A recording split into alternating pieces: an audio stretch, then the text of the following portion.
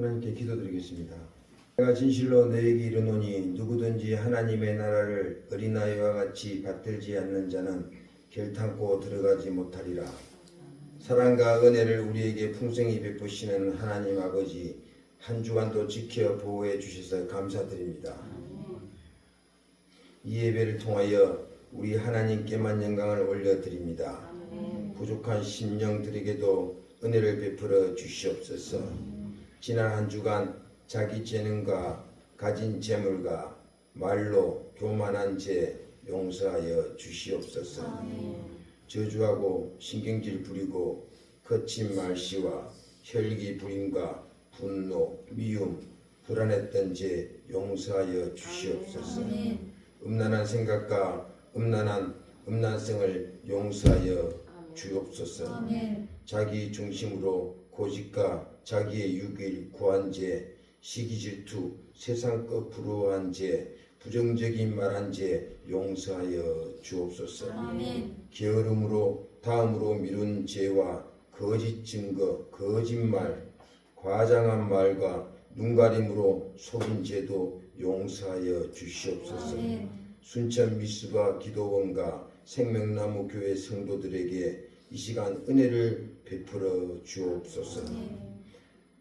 단위에 세우신 사자 목사님께 성령의 옷을 입히시고 오직 하나님 말씀만 선포되게 입술을 주장하여 주시옵소서. 유튜브로 이 설교를 듣는 안 믿는 자들에게도 구원은 오직 예수님을 믿고 죄를 용서받을 때 천국 갈 수 있는 것을 깨닫게 하여 주시옵소서. 이 시간 질병으로 생명이 위태로운 자에게도 생명의 빛을 비춰 주시옵소서.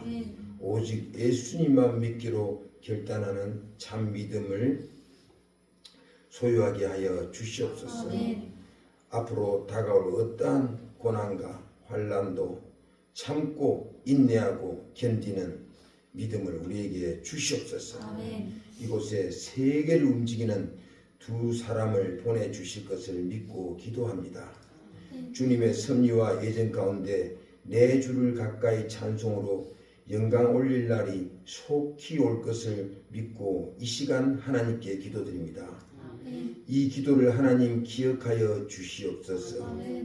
미스바 기도원 박행자 원장님께 성령의 충만함과 은혜가 넘치게 하옵시고 영분별 은사가 충만케 하여 주시옵소서.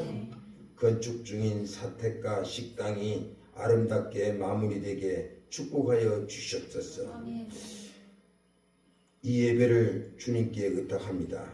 우리를 구원하실 예수 그리스도의 이름으로 기도드립니다. 아멘.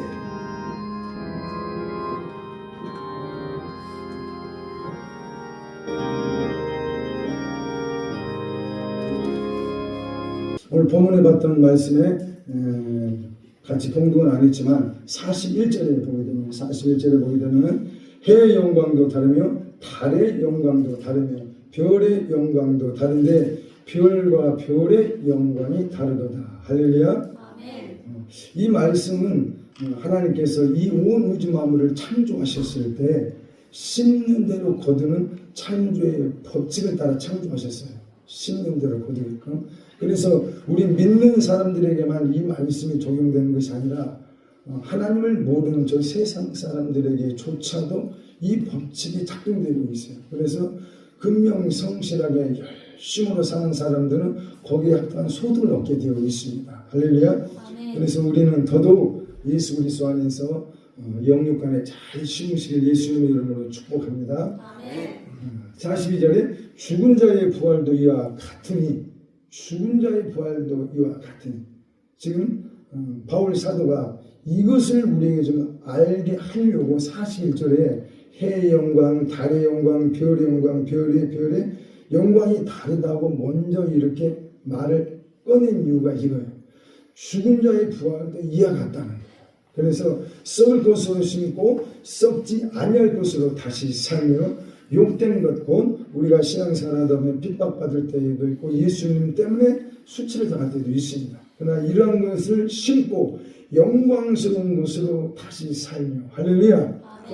약한 것으로 심고 약한 것으로 심는다는 것은 약자의 입장에서 산다는 거예요. 어떤 악한 사람들이 나를 짓누르고 억압하고 나를 힘들게 해도 악을 악으로 갚지 말고 선으로 악을 갚고 축복한다는 거예요. 이렇게 할 때, 이렇게 심을 때 강한 것으로 우리는 반드시 다시 살아나게 될 것일 줄 믿습니다. 육의 몸으로 심고 신령한 몸으로 다시 사나니 육의 몸이 있으니 또 신령한 영적인 몸이 있다고 바울 사도는 말하고 있습니다. 할렐루야.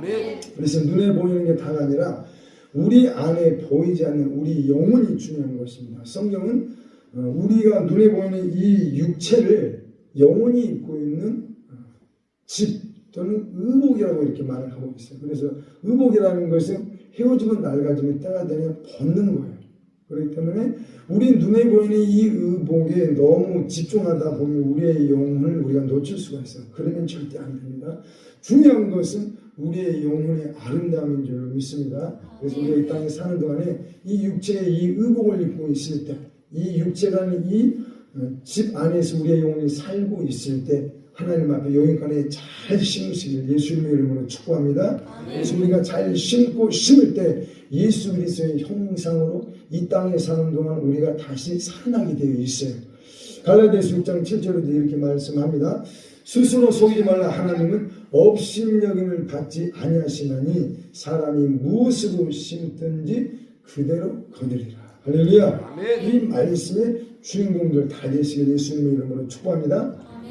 우리 어렸을 때부터 이런 말 많이 들었어요. 어른들한테 이런 말씀 들었어요. 말이 씨가 되기 때문에 말 조심해라. 그렇죠?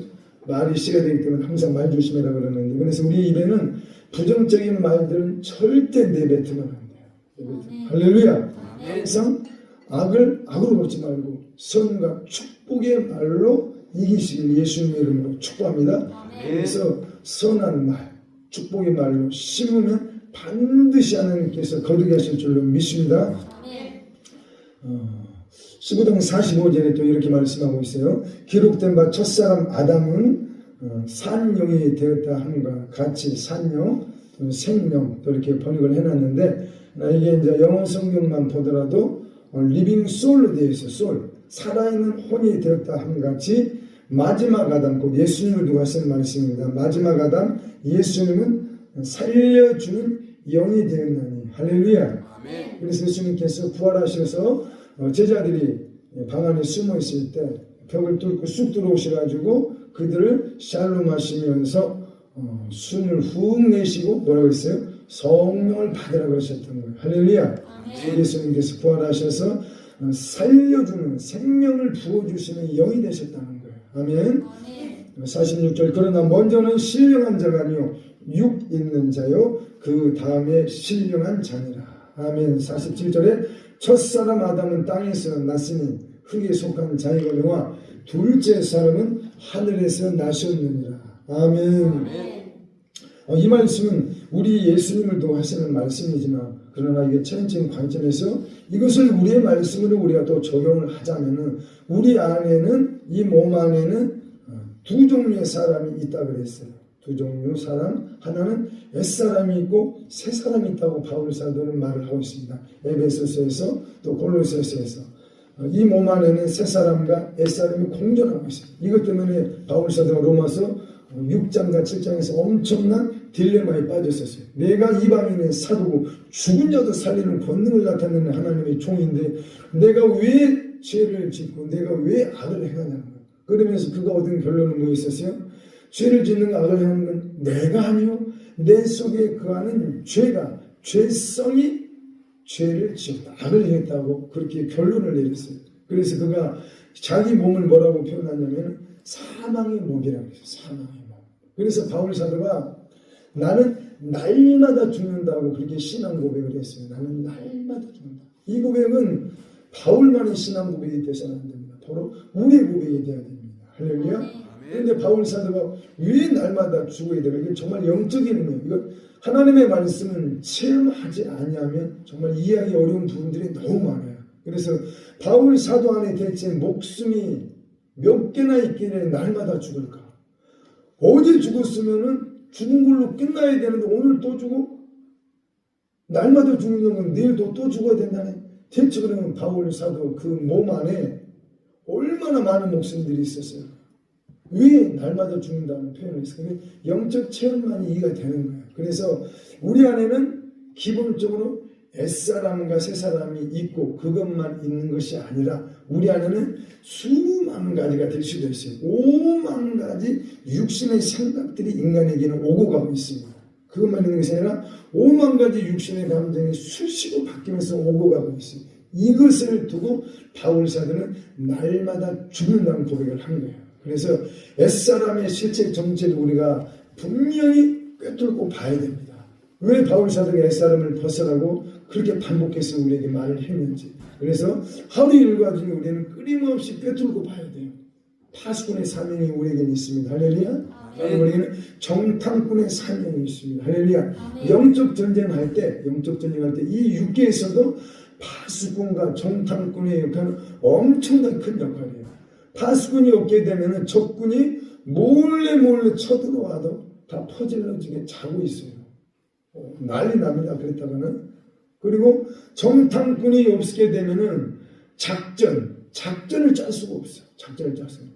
적군이 어떤 식으로 준비하고 있는지, 적군이 살고 있는 그 지역의 지형물들이 어떻게 되고 있는지 이걸 파악하지 못하게 되면은 절대 군 작전을 실행할 수가 없어요. 그래서 파수꾼의 사명과 정탐꾼의 사명은 우리 모두에게 이미 다 주어져 있는 줄로 압니다. 할렐루야. 그래서 우리 일상생활에서 파수꾼의 사명을 감당해야 돼요.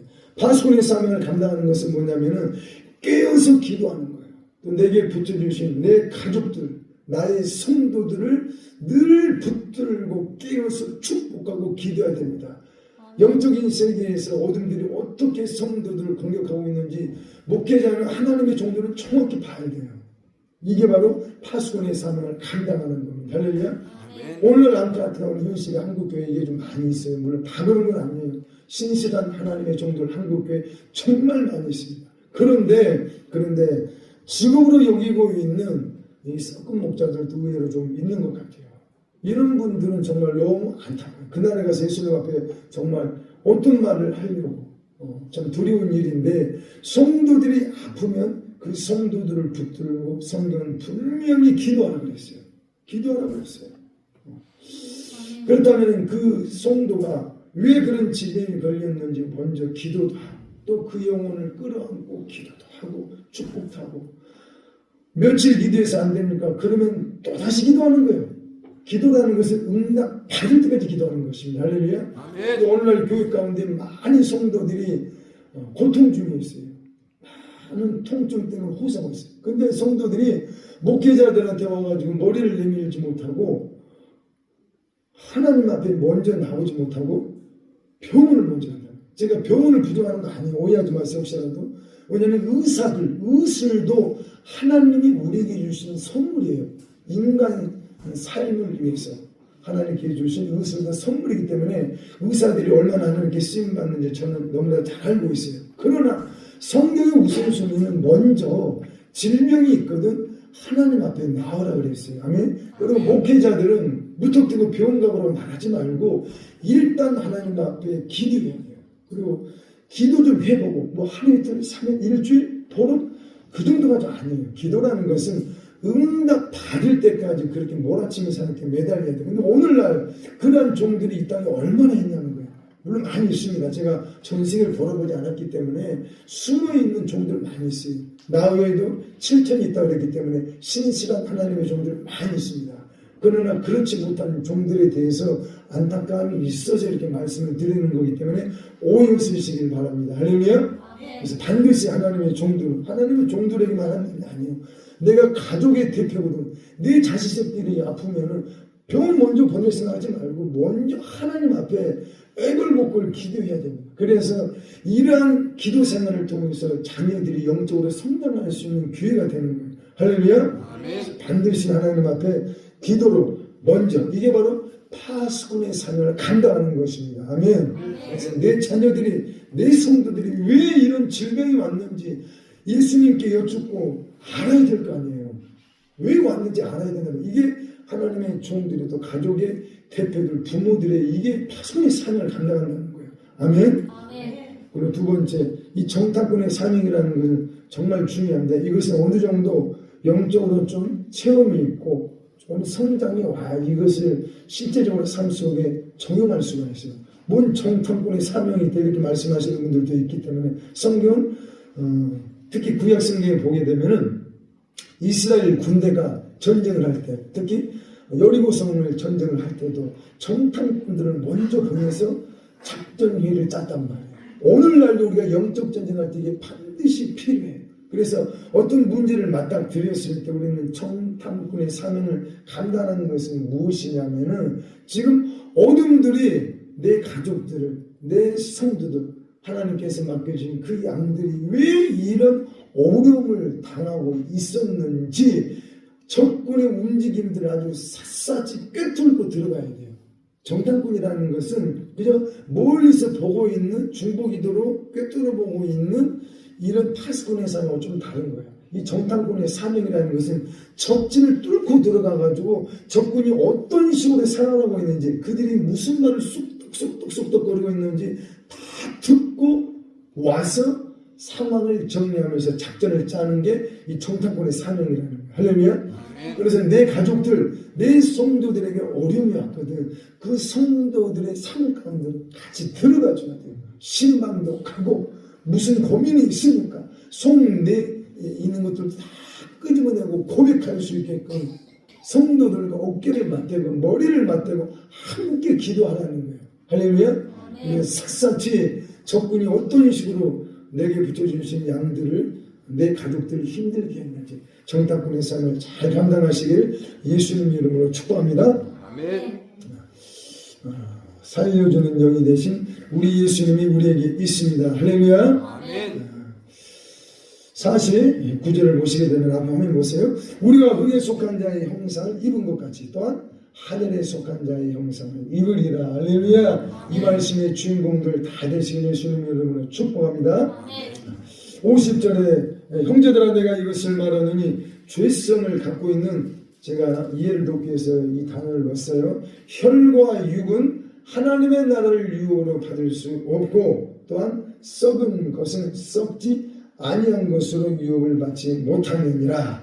여기서 혈과 육 또는 썩은 것이라는 것은 체험적인 관점에서 제일 쉽게 우리가 이해하는 것은 로마서 8장 6, 7절에 있는 그 말씀, 육신의 생각, 육신의 감정, 육신에 속한 모든 것들이 다 썩은 것들이에요. 결국은 이게 다 혈과 육에 속한 것들이라는 거예요. 이런 것들은 결단코 하나님의 나라를 유혹으로 받을 수가 없습니다. 반드시 성령님과 통행하면서 그분이 주시는 그 은혜, 성령님 안에 영원한 것이 있습니다. 할렐루야. 아멘. 성령님과 통행할 때 하나님의 나라의 유혹은 보장이 있습니다. 할렐루야. 아멘. 51절 한번 봅시다. 51절. 보라 내가 너에게 비밀을 말하노니 우리가 다 잠잘 것이 아니요 마지막 나팔의 순식간에 호련이 다 변화하리니. 할렐루야. 유대인들이 지금도 나팔절이 되게 되면은 네 종류의 리듬을 갖고 있는 나팔을 불어요. 소페를 하고 이렇게 양각 나팔을 부는데 거기에서 이제 맨 마지막 째 부르는 그 나팔은 어떤 나팔이냐면은 막 길게 부르는 나팔의 소리가 있어요. 이게 지금 유대인들 관점에서 바울 사도가 기록한 게 이거예요. 그래서 마지막 나팔이라고 그렇게 말한 것은 그러면 앞에 나팔들이 있다는 거예요. 그래서 이건 나팔절 때 유대인들이 네 종류의 패턴을 가지고 나팔을 불기 시작하는데 그 마지막 나팔에는 길게 불러요. 그 마지막 나팔의 의미는 뭐냐면은 예수 그리스도께서 곧 메시아, 하나님의 아들 메시아가 이 땅에 오셨다. 이런 의미를 담고 아주 길게 부르는 나팔 부는 연습을 그들이 매년 나팔절, 그들의 달력으로 7월 1일에 불고 있습니다. 할렐루야. 이 마지막 이 나팔 소리가 나면 뭔 일이 있어요? 마지막 나팔에 순식간에 혼이 다 변하니 나팔 소리가 나면 죽은 자들이 썩지 않을 것으로 다시 살고 우리도 뭐라고요? 변화하리라. 할렐루야. 이 썩을 것이 불가물에 썩지 아니할 것을 믿겠고 이 죽을 것이 죽지 아니함을 입으리라. 이 썩을 것이 썩지 아니함을 입고 이 죽을 것이 죽지 아니함을 입을 때는 사망이 이김에 삼킨 바가 되리라고 기록된 말씀이 응하리라. 할렐루야. 이 말씀은 반드시 우리에게 성취될 줄로 믿습니다. 이왕이면 예수님 오실 때 알곡 신부들로 변화돼서 올라가시길 예수님 이름으로 축복합니다. 아멘. 55절에 여기 좀 중요하니까 집중해서 보셔야 됩니다. 사망아 너의 이기는 것이 어디 있느냐. 사망아 너의 쏘는 것이 어디 있느냐. 56절에 사망에 쏘는 것은 죄요 죄의 권능은 율법이라고 했어요. 이 55절 56절은 좀 어려워요. 이 말씀들은 영적으로 내가 생활 속에서 삶 속에 범사에서 체험하지 않으면 좀 이해하기 어려운 말씀이에요. 성경 말씀, 하나님의 말씀 이런 측면들이 너무 많아요. 그래서 이 사망화하는 것은 의인화시켜서 이 사망이라는 존재를 좀 부르고 있어요. 우리가 일반적으로 상식적으로 사망 또는 죽음이라는 단어로도 번역들을 했는데 밑에 세번역이라고 앞에 보이시죠? 파란 글씨에 세번역. 세번역은 대한성서공회에서 원어 말씀이 입각해가지고 번역해 놓은 게 이제 세번역인데 같은 이 56절을 뭐라고 그러냐면 같이 읽어봅시다. 시작. 죽음의 복침은 죄요 죄의 권세는 율법입니다. 이렇게 세번역은 이렇게 번역을 해놨는데 이 사망이 곧 죽음인데 사망, 죽음을 우리가 일반적으로 사람이 운명하셨다. 돌아가셨다 할 때 그게 사망이고 죽음인데 아니 성경은 사망과 죽음에 대해서 하나의 의인화 인격화되어서 이렇게 말을 하고 있어요. 이건 뭐냐면은 이건 체험적인 관점에서만 이 사망이라는 존재를 이해할 수가 있어요. 그래서 우리가 현재 신앙생활할 때 또 영적 전쟁할 때 이 사망과의 영적 전쟁은 정말 치열한 존재예요. 그래서 이 땅에는 아직 죄의 보응으로 인한 죄의 저주가 이 땅에 가득 차진 게 이 세상의 실체라 그랬어요. 이 세상의 실체, 이 저주의 실체가 있는데 첫 번째 저주의 실체에 대해서 제가 뭐라고 말씀을 드렸어요. 첫 번째 죄의 중독성의 저주가 이 세상에는 가득해요. 똑같은 일을 계속 반복해서 짓는다는 거예요. 두 번째 이 저주의 영향력이 뭐냐면은 질병의 저주, 질병의 저주. 왜 인간들은 질병을 벗어날 수가 없는지 그것도 병원에서도 그것을 현대의학으로도 해명할 수 없는 것. 재발되는 이 질병. 그래서 이 재발되는 질병의 저주가 인간들에게 있어요. 이건 저주예요. 이 땅에. 그리고 세 번째 또 뭔 저주가 있다고 그랬어요? 사망, 죽음의 저주가 세 번째가 있어요. 죽음, 사망의 저주. 이 땅에는 정말 죽음, 사망의 저주가 있어요. 사람이 병들면 결국 어떻게 돼요? 죽어요. 할렐루야. 그래서 이 사망이라는 것은 죽음이라는 것은 육적인 사람이 숨을 거두었을 때 사망이다. 죽었단 말하지만 영적인 실체가 있어요. 이게 영적 전쟁을 하다 보면은 예를 들어서 다 여러분들 기도하시는 분들이기 때문에 다 이해하고 있고 알고 있어요. 또 경험하고 있고 또 싸움하고 다 계시는 분들이 이해가 쉬울 거예요. 그래서 예를 들어서 어떤 사람들을 딱 만났을 때 서로를 보게 되면은 저 사람의 얼굴을 보니까 야, 너 얼굴이 오늘 좀 어둡다. 안 좋은 일 있었어? 야, 너 마음 아플 일 있어? 왜 이렇게 수심이 가득하니? 왜 얼굴이 이렇게 그늘진 게 있니? 우린 서로 만나면서 얼굴을 살피면서 사람에게 안부를 묻습니다. 그렇죠? 여기에 바로 사망의 저주의 그늘진 영역이에요. 심입니다. 사망이라는 존재를 우리가 발견할 때. 이것뿐만 아니라 예를 들어서 여러분들이 기도를 열심히 해가지고 성령 충만함이 왔어. 정말 감사가 충만해. 근데 어떤 상황 또 어떤 사람들이 모여있는 그 공동체 안에 딱 갔더니 이상하게 짜증이 나네. 갑자기 뭐 불평 불만이 올라오네. 옆에 사람이 와가지고 괜히 나에 대해서 자꾸 긁어.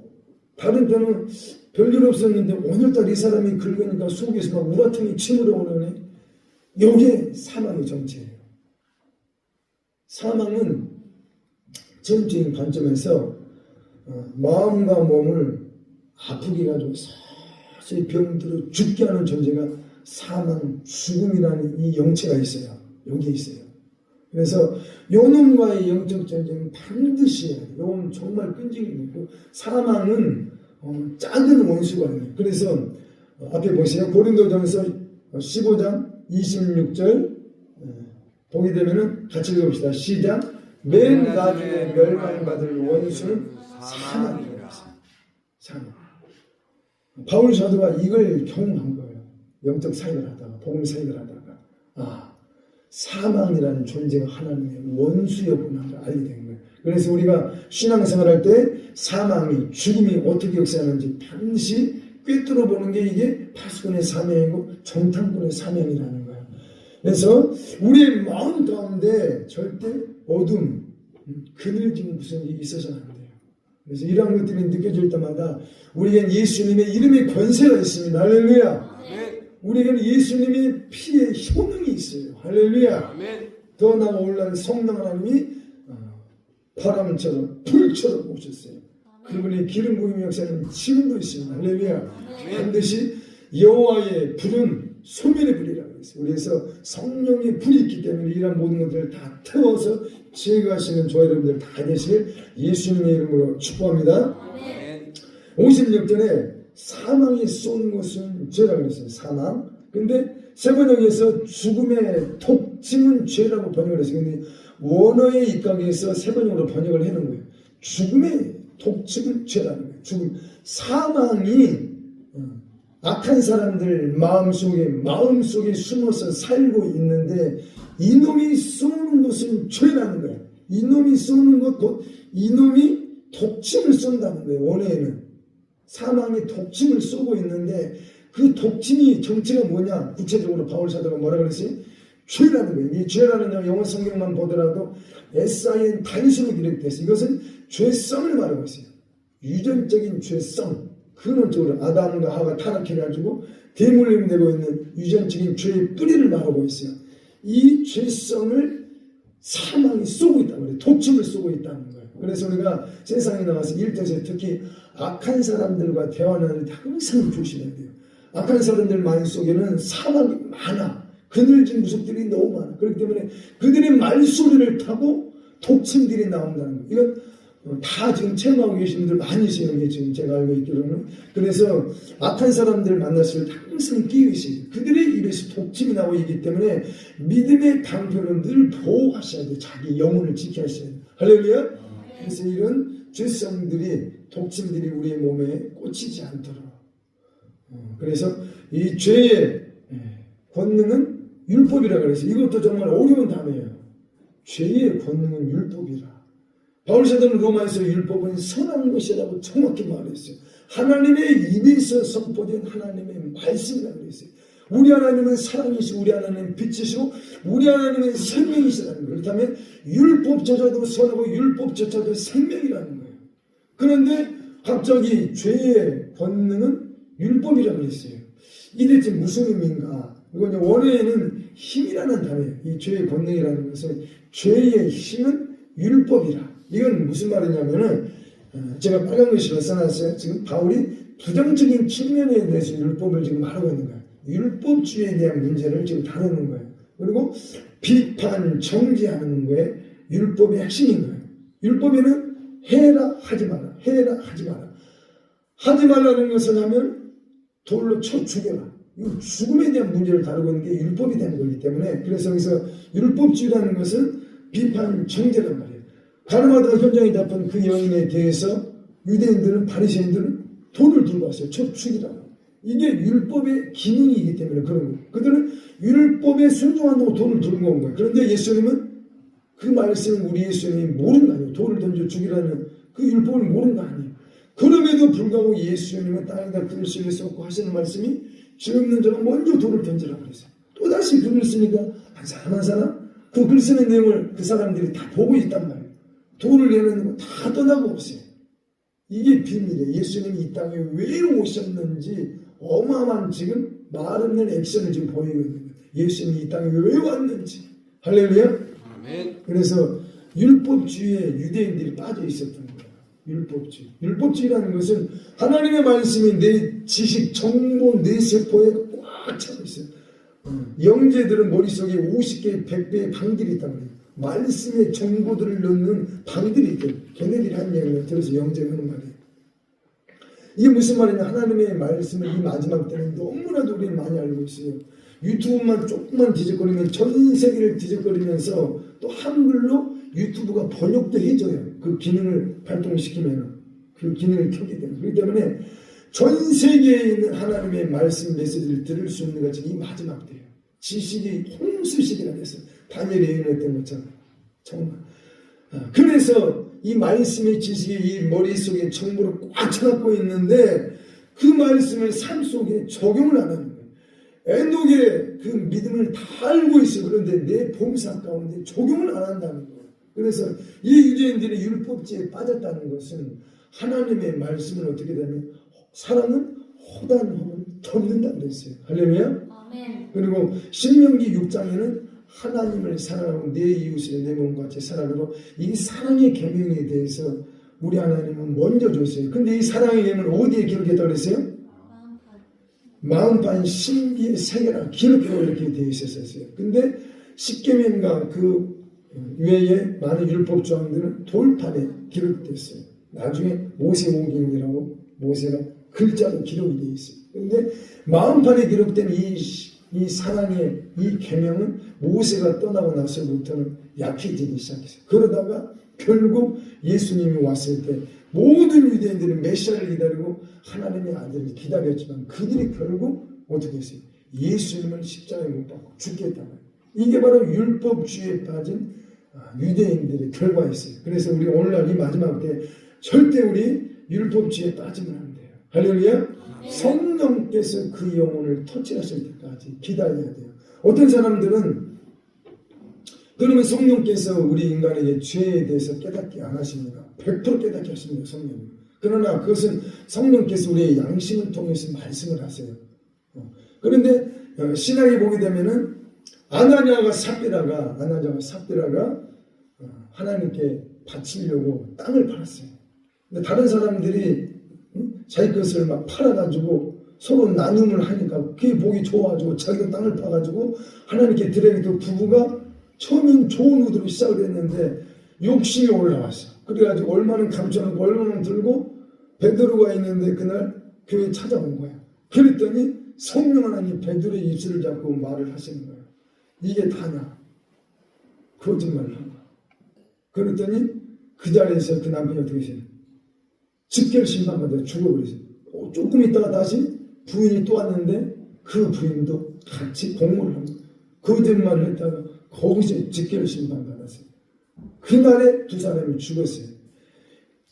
예수님께서 죄의 보혜사 성령님이 땅에 오시면 세 가지를 세상을 책망한다. 성도들을 책망한다는 것이 아니라 세상을 성령 하나님의 보혜사 성령님이 책망한다고 했어요. 첫 번째 죄에 대하여, 그리고 의에 대해, 그 다음 세 번째 심판에 대해 보혜사 성령이 있다는 것이면 세상을 책망한다고 했어요. 성도들을 책망한다는 것이 아니라 그냥 말씀 그대로 일차적으로 받아들이시는 축복이에요. 할렐루야. 성령님의 역사는 죄에 대하여라 하면 어떻게 예수님이 친히 말씀하셨냐면은 나를 곧 예수님을 믿지 아니하는 죄에 대해서 보혜사 성령님이 깨닫게 하신다는 거예요. 말씀하신다는 거예요. 그리고 아나니아 삽비라 같은 경우는 특별한 케이스예요. 그것은 예외적으로 특별한 케이스예요. 그것은 초대교회가 이제 시작이 돼가지고 하나님께서 지금 사도시대가 시작이 되었는데 또 베드로는 예수님의 수제자였고 곧 영적인 계보에 있어서 영적인 서열 1위가 베드로 사도였단 말이에요. 베드로 사도. 이 하나님의 절대 주권의 권위가 지금 베드로한테 있는 상황이란 말이에요. 그렇기 때문에 그 상황에서 하나님께서 경륜적으로 그 상황을 연출하는 거예요. 그 상황. 모든 성도들이 교회에 경각심을 주려고 하나의 샘플을 그렇게 하시더란 말이에요. 그렇다면 그 이후로도 이런 아나니아 삽비라 같은 사건들이 계속 기록이 돼야 되는데 이런 사건이 기록이 됩니까? 안 됩니까? 신약성경이 안 나와요. 이게 무슨 말이냐면 그래서 성령 하나님께서 특별한 예외적인 상황으로 교회에 경각심을 주기 위해서 그 돈에 대한 그 욕심, 돈을 사랑하면 뭐라고 그랬어요? 일만하게 뿌리라 그랬기 때문에 심각한 문제거든. 돈을 사랑한다는 것은 이미 우리의 남편 신랑 되신 하나님을 버리고 다른 남편을 찾았다는 거예요. 만몬신을 그들이 붙잡았다는 거예요. 그래서 하나님이 진노하신 거였어요. 그때 아나니아 삽비라에 대해서. 그리고 그 아나니아 삽비라 같은 그런 상황들이 오늘날도 나타나야 되는데, 그런 일들이 예를 들어서 어떤 영혼이 이런 죄를 짓고 저런 죄를 짓고 이런 죄를 짓고 저런 죄를 지었는데, 그 죄에 대해서 아찌고찌 너 이런 죄 지었지, 이런 죄 지었지, 너 회개해, 이러면 안 되잖아. 내가 꿈에 보니까 너 죄 짓고 있더만, 이렇게 딱 말을 하잖아요. 그럼 이것이 대체 성령의 역사가, 악령의 역사가, 양심의 역사가, 이건 100% 양심 역사예요. 속으면 안 돼요. 성령님은 절대 성도들을 그런 식으로 죄를 붙여서 정죄하시려고 이 땅에 오신 분이 아니에요. 예수님이 이 땅에 죄를 만나러 오셨고, 보혜사 성령님도 이 땅에 오셨을 때 죄를 회개하려고 이 땅에 찾아오신 분이 보혜사 성령님이고, 죄에 더해야 하면 한 가지, 예수님을 믿냐 안 믿냐 이것을 묻는다고 했어요. 그것도 성도들을 책망하라고 하시지 않고 세상을 책망하고 예수님 말씀하셨어요. 할렐루야. 그러니까 한국교회 한때 성령 부흥이 어마어마하게 일어났습니다. 80년대까지 90년대 초까지. 그런데 그때 성령께서 기름부터 불철에 임하셔가지고 교회 가운데 성령의 은사들이 정말 많이 일어났습니다. 그렇지 않은 잠자고 있는 교회들도 있었지만은 성령의 은사를 가진 사람들이 한 교회에 너무 많이 나타나가지고 나중에는 골치가 아파버렸어요. 그래서 목회자들이 은사 가진 사람들을 이렇게 제재하기 시작했어요. 성령 운동하는 사람들조차도 제재를 받기 시작했어요. 성경은 분명히 은사들이 풍성하게 있는데도 불구하고, 왜냐하면 은사를 받으신 분들이 은사를 활용을 해야 되는데 율법주의처럼 은사주의로 빠져버렸단 말이에요. 은사주의로 빠진다는 것은 뭐냐면은 양심 역사에 빠진다는 거예요. 그래서 내가 꿈의 은사를 받은 사람들은 이렇게 말을 해요. 내가 꿈에 보니까 너 죄 짓고 있더만. 영혼을 만나가지고 그렇게 찔러대는 거예요. 이거 100% 사탄의 역사예요. 성령님은 그렇게 역사 안 해요. 그래서 우리가 반드시 깨어 있어야 됩니다. 할렐루야. 성령께서 우리에게 말씀하시는 걸 예수님을 믿냐 안 믿냐. 할렐루야. 성령님께서는 각 사람의 양심에 다 알게 하시고, 그리고 정말 내가 아끼는 자식 새끼들에 대해서는 그 부모님의 절대 권한이 있어요. 부모님들한테 자식에 대해서는 무슨 말이겠어요? 성령을 보게 되면은 자식에 대한 영적 권리가 부모에게 있어요. 그래서 자식에 대해서는 여러분들이 기도하시면서 어떻게 결정을 하셔도 돼요. 그 부분에 있어요. 죄에 대한 문제 있어요. 그런데 성령님께 철저히 여쭤보셔야 돼요. 내 자식이 이렇게 가다가는 지옥 가겠는데 성령님 어떻게 했으면 좋겠어요. 분명히 여쭤보고 성령님의 분명한 분별과 지시를 받고 내 자식 새끼에 대해서는 부모들이 어떻게 처신할 것인지 그건 결정할 수가 있어요. 그러나 내가 느끼는 성령 하나님은 예수님을 믿지 않아요. 믿냐 안 믿냐 이걸 물으시는 분이고, 제 삶을 돌아보더라도 제가 처음에는 이것을 이해를 못했어요. 왜 성령님이 나에 대해 정죄를 안 하시는 건가. 나는 미치고 죽겠는데 똑같은 죄를 범죄하니까 내가 미치고 힘든 거예요. 특히 20대 때 그랬어요. 왜 하나님 좀 나한테 말씀 좀 하시지, 왜 한 말씀 안 하시냐고.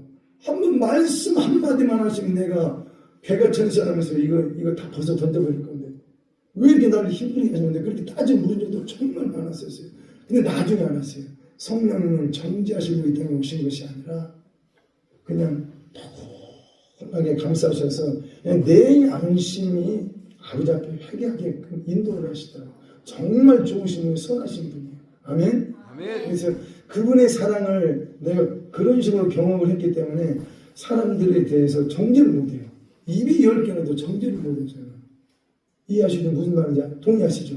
그래서 내가 약한 것을 경험해 본 사람들은 절대 영혼들한테 상처 줄 수가 없어요. 물론 나도 연약하기 때문에 실수할 수 있어요. 내가 완벽하다는 걸 지금 말하는 거 아니에요. 저도 연약하기 때문에 실수할 수 있습니다.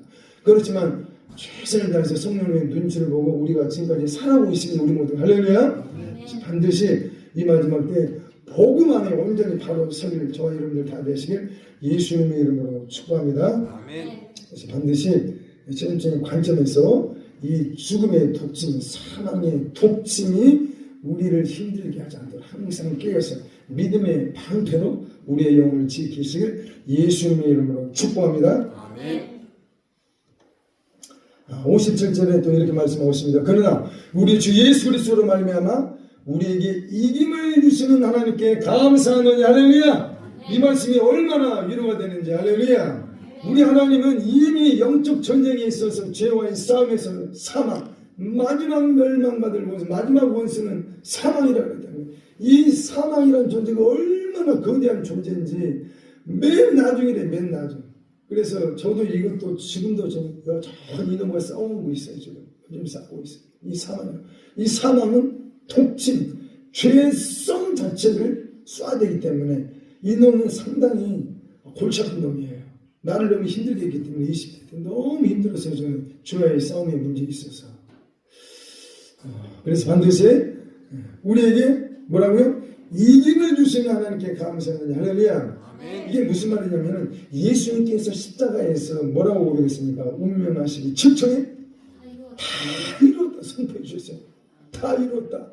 이게 얼마나 놀라운 것인지. 그래서 우리가 싸우는 현재 모든 영적 전쟁은 승리를 보장받고 싸우는 거예요. 그래서 중단만 안 하면 돼. 포기만 안 하면은 결과는 이미 보장되어 있어요. 예수님께서 다 이뤘다고 선포하셨기 때문에. 할렐루야. 예수님의 피 앞에서 상받지 못할 죄는 없습니다. 할렐루야. 우리가 아버지 앞에 고백을 안 해서 그런 거지 예수님 피로 용서받지 못할 죄는 이 땅에 존재하지 않습니다. 할렐루야. 그래서 악한 마귀와 이 사망과 이 영적 전쟁에서 반드시 예수님의 이름으로, 예수님의 피로, 성령의 불, 성령의 불로 싸우시는 저와 여러분들 다 되시길 예수님의 이름으로 축복합니다. 58절 다 함께 봅시다. 시작. 그러므로 내 사랑하는 형제들아, 견고하며 흔들리지 말며 항상 주의 일에 더욱 힘쓰는 자들이 되라. 이는 너희 수고가 주 안에서 헛되지 않는 줄 알매니라. 아멘. 지금 사망과의 이 영적 전쟁에 대해서 바울 사도가 말을 하면서 내 사랑하는 형제들아, 견고하며 흔들지 말라는 거야. 왜 견고하며 흔들지 말라는 거야? 영적 전쟁을 하고 있기 때문에 물러서지 말라는 거예요. 끝까지 그 자리에 버티면서 전진하라는 거예요. 아멘. 항상 주의 일에 더욱 힘쓰는 자들이 되라. 주의 일이 뭐겠습니까? 이것을 해석하는 관점에서 여러 가지로 말이죠. 그러나 현재 우리가 지금 사망, 하나님의 원수와의 영적 전쟁에 대한 이 메시지를 이 문맥상 다루고 있기 때문에 현재 지금 주의 일이라는 것은 원수 사망과의 영적 전쟁에 대해 더욱 힘쓰는 자들이 되라는 것입니다. 할렐루야. 이는 너희 영적 전쟁의 수고가 주 안에서 헛되지 않을 줄 알미니라. 할렐루야. 그래서 영적 전쟁은 날마다의 문제입니다. 날마다의 문제. 이것은 중간에 쉬면 절대 안 돼. 명심하셔야 돼. 정말 부탁합니다. 영적 전쟁은 매일의 문제예요. 매일의 문제. 육신의 이 5만 가지 생각과 영적 전쟁은 정말 매일의 문제. 다 경험하고 계셔요. 저도 경험하고 있어요. 이 사고가 영적 전쟁은 한순간도 놓쳐줘요. 왜? 나는 지금 충만한데 내가 가고 있는 그 일터에는 악한 사람들이 많아. 육적인 사람들이 너무 많아. 저주의 영향력 아래 있는 사람들이 있어. 그 사람들 입에서 독침이 나오기 때문에 내가 깨어있지 않으면 파수꾼과 청탁꾼의 사명을 내가 감당하지 않으면 내 의복, 내 세마복, 내 성품의 웨딩드레스가 더러워지기 때문에 깨어있을 수밖에 없어요. 할렐루야. 내 신부 단장 예복을 잘 관리하시길 예수님의 이름으로 축복합니다. 그리고 잠깐 맛배기로 우리 이성봉 목사님에 대해서 잠깐 좀 말씀을 드릴게요. 이분 제가 또 존경하는 목사님 중에 한 분인데 오래전에 소천하신 1900년 7월 4일에 평안남도 강동군에 태어나셨는데 1965년 8월 2일에 7월 달인가 마지막 집회하시고 8월 2일에 소천하셨어요. 이분도 정말 깨어있는 분이었고 기도의 사람이었고 전국을 도는 부흥 강사였어요. 유명했었어요. 그 시대에. 이성봉 목사님 정말 귀한 한국을 대표하는 부흥 강사였어요. 이분이. 근데 이분이 전국을 돌면서 부흥 강사로 활동할 때 꼭 부흥회를 하게 되면 다루었던 메시지가 있어요. 여러분 철로역정에 대해서 여러분들 다 보셨죠? 철로역정 그 책. 이 철로역정하고 또 이 명심도 강하라는 이 단어를 쓰면서 박군의 마음에 대해서 전하셨어요. 이분이 거의 전국에 퍼뜨렸어요. 이 박군의 마음에 대한 이 메시지를.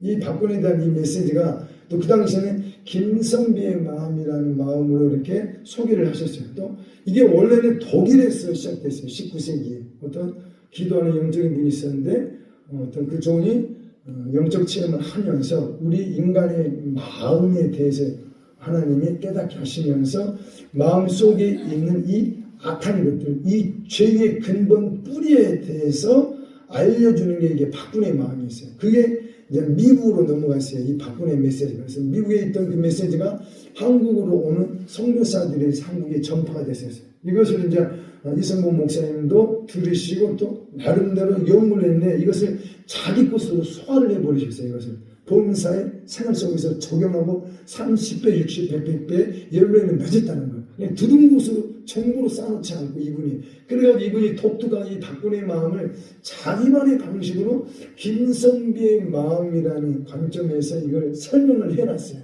이게 이제 명심도 강하다는 게 있어요. 명심도라는 걸 다른 말로 그냥 쉽게 이해하면 명심도 하게 되면은 성도들이 영적 성장을 위해서 필요한 메시지라는 거예요. 명심도. 할렐루야. 이게 이제 한번 이성봉 목사님을 한번 잠깐 봅시다. 이성봉 목사님 얼굴이 이렇게 생기셨어요. 듬직하게 생기셨죠. 남자답게 생기셨죠. 남자답게 생기셨는데 이분의 모든 부흥회 때 핵심 메시지는 이거였었어요. 첫째, 회개하라. 두 번째, 중생. 거듭나니까. 예수 믿었으면 삶의 변화가 와야지. 왜냐면 이분이 성결교회 목사님이다 보니까 성결을 또 많이 강조를 했어요.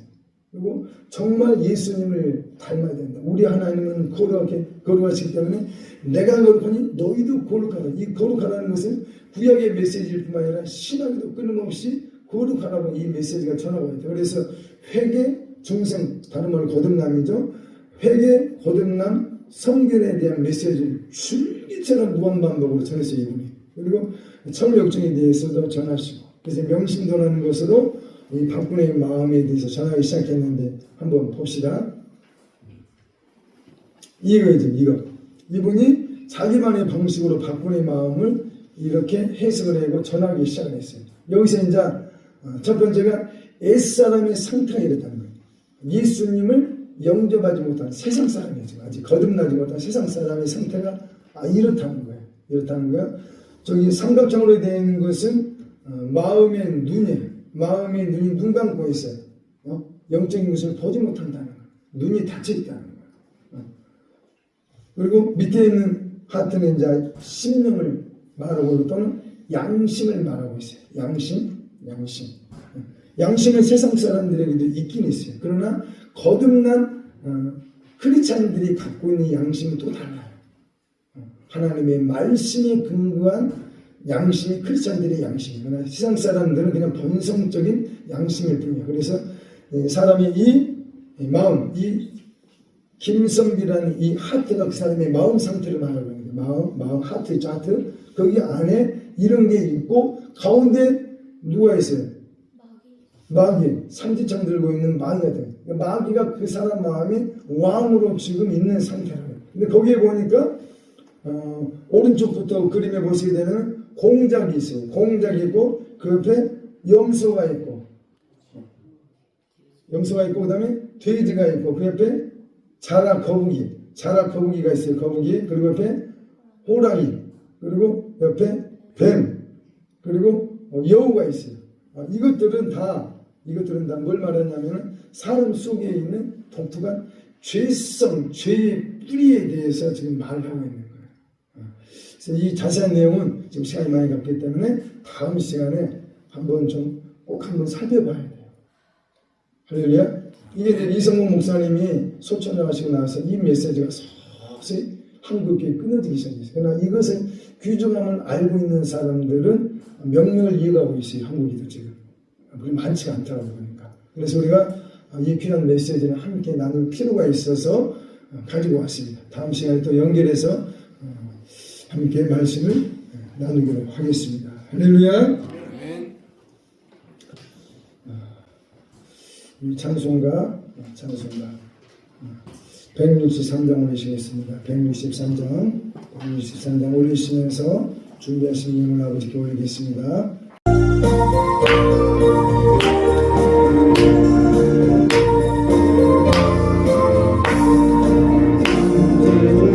다시 오실 분이 아무리가 없으니 맨날 기도 너는 깨어있어 주를 경배하다가 주 안에서 우리 건강하니 깨끗하게 되었어. 주 예수님 다시 오실 때에 기쁨으로 나가라. 주 오늘 다시 오신다면 부끄러움 없을까. 주를 칭찬하여 우리 나가보실까. 주 안에서 우리 건강하니 깨끗하게 되었어.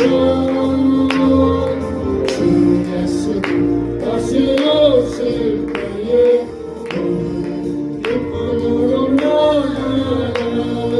주 예수님 맡겨주신 일에 모두 충성 다한 것 내 맘속에 거친 넘칠 때에 모두 알지 못했네. 주 안에서 우리 건강하니 깨끗하게 되었어. 주 예수님 다시 오실 때에 기쁨으로 나가라. 주 예수님 오게 오실 분들 한밤이나 낮에가 그래서 주님 만난 삶도 주의 영광 보겠네. 주 안에서 우리 건강하니 깨끗하게 되었어. 주 예수님 다시 오실 때에 기쁨으로 나가라. 아멘. 우리 원장님께서 축복 기도 올리시겠습니다. 기도드리겠습니다. 생명과 삶을 주관하시는 전능하신 하나님 아버지, 하나님의 그 크신 은혜와 사랑을 오늘도 힘있게 하시는 주님 감사드립니다.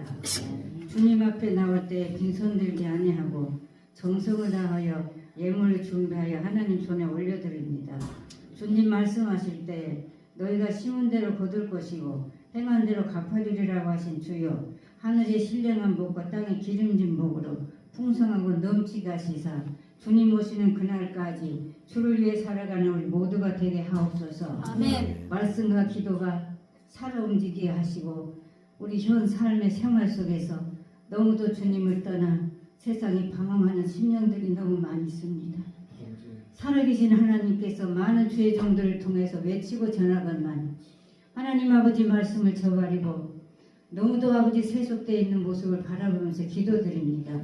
주님, 우리 하나님께서 이 시간도 우리 모두에게 주의 귀한 종을 통하여서 말씀을 선포하게 하시고 무장하게 하심을 감사드립니다. 네. 아버지 하나님, 우리 주님 오시는 그날까지 나를 위해 살지 않게 하시고 주를 위해 살기를 원합니다. 아멘. 주께서 믿음에 굳게 서게 하시고 성령으로 충만케 하시사 시간마다 분초마다 성령님 우리를 주관하시고 인도하셔서 하루하루의 삶이 하나님 보시기에 기뻐하고 즐거워하는 복된 삶이 영위할 수 있도록 축복해 주옵소서. 아멘. 우리 하나님 말씀하실 때 너희가 심은 대로 다 거둔다고 계속 말씀하신 주여, 오늘도 하나님 주의 이름으로 정성을 다하여 하나님 앞에 드렸사오니 하나님 각 심령에 말씀과 기도를 무장하여 깨있게 하시고 하나님 주신 시간과 우리의 삶의 현장이 하나님 보시기에 합당하게 하시고 주님 오시는 그날 주 앞에 설 때 부끄럽지 않는 삶을 살아가게 하옵소서. 아멘. 너희가 심은 대로 다 거둔다고 하시고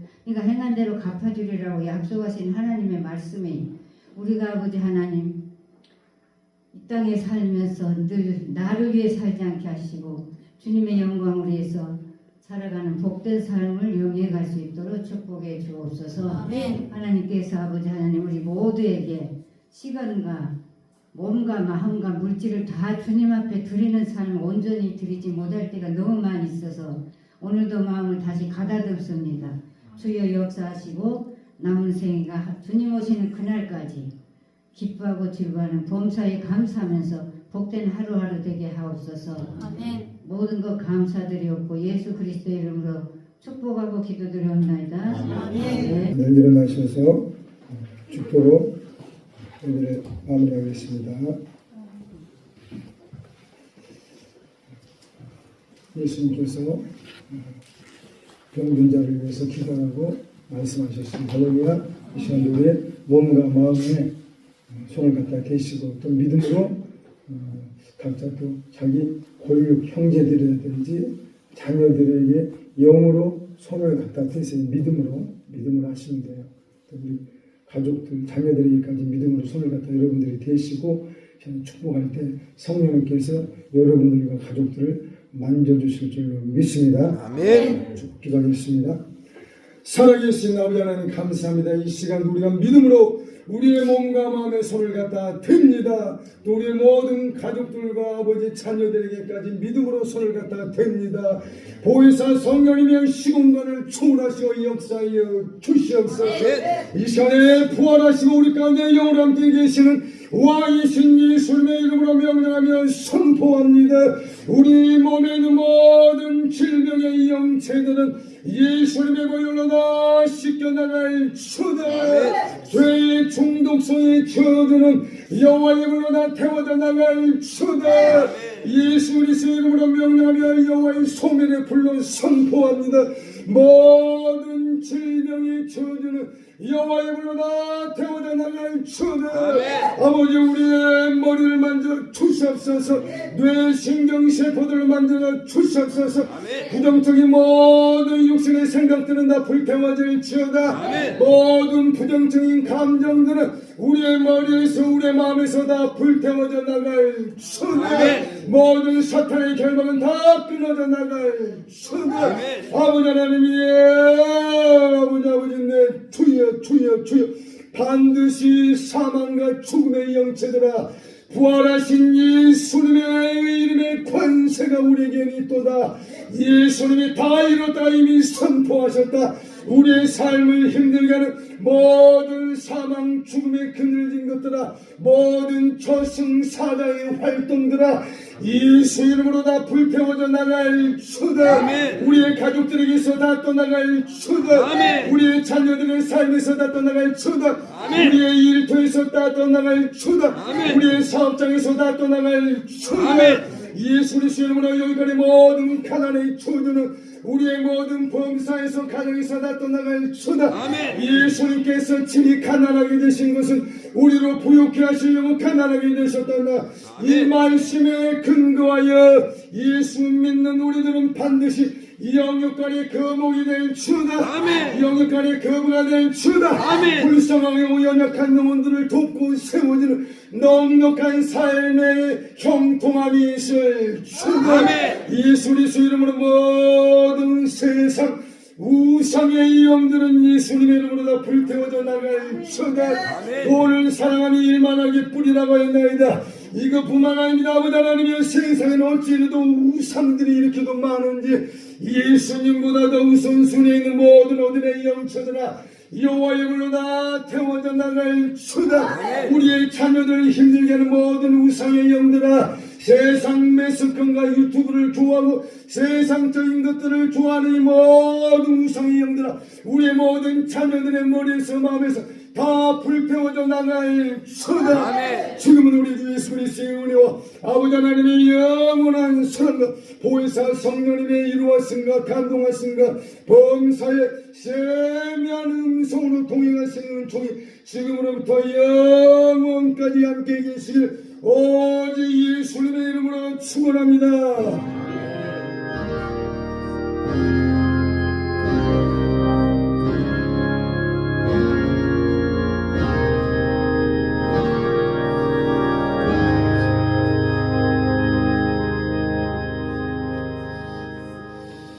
감사합니다.